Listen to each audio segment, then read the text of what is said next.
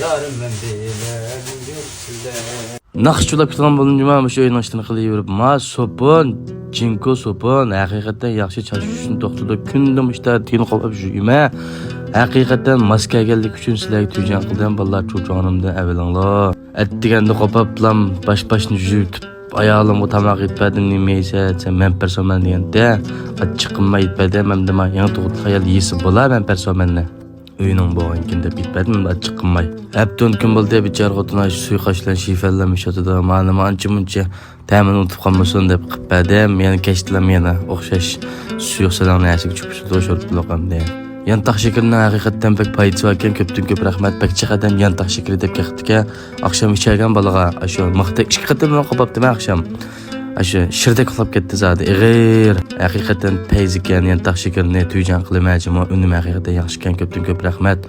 Malga naqshni deb qilib ketgan ishlarim ma'vo. Mushta ayilqa ishlarimni chiqarib qilib bersam bekchi qadamlar qo'llab quvvatsizlar, rahmat. Ajoyib bir lozim bir xotin kishi bor ekan, nimda buni qilib qo'yibdi desanglar. Bola beqishni uqmaydigan baxmasam ammamda deb buni qilib qo'yibdi.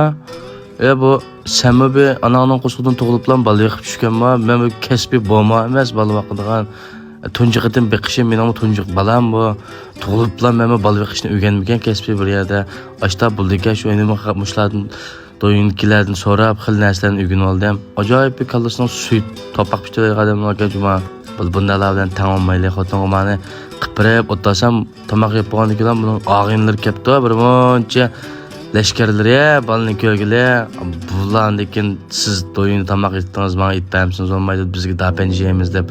Empey, xotin, gumpanı köset, logon degen de mağıl deyip, vaş, şıqıplamaşı bir demdilam, daha penceden birini korvattık. Bire aşkan olsun işilsem bulam ki ya bulmuşmuş, bala vakıdığa geldim, biren açayım ki ya, ve işi usta bitbirimci malikin ma yuturup.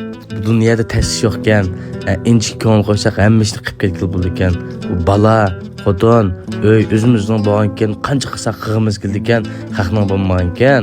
Andaki men nurg'un akishlarga qilibdi, men sen bir narsa chiqarib ayolim urush kutib bordi deb, men endi o'zimning qavatqa ishlarimni chiqarib qo'ydim. Men buni qilib qo'ysam bilan belki yaxshi er bo'lib ketmayman. Yaxshi erlar nurg'un, balkim nurg'un erlar yo'q.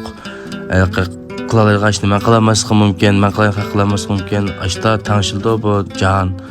Tamoq yetib qo'yib ayolimning qirqini chiqarib qo'ysam bek yaxshi er bo'lib ketmayman. Ham sizning qirqingizni chiqarmay voy xotin demasa u askarlab ketmaydi. Ayollar unda istikbar etmanglar. Lekin bek eringlar bek urushib ketmanglar. Eringlar yaxshi yerlar bordi. Allah taraf turib menga qilib qo'yay. Ma apangiz kelmamdi uyga, sizlar qaramsiz deb atqila apamga kelyapti. Apammi keldi, qaraydi, ayolim bilan paranglashdi, gaplashib ikkisi ko'nglachidi degandek. Rahmat, unda apam kelmaydigan ish yo'q, apam kelyapti, ko'pdan-ko'p qo'llayapsizlar, menga bek rahmat chiqib, balam bilan mundoq qilsam, yassa shunda xo'shaljiman lekin.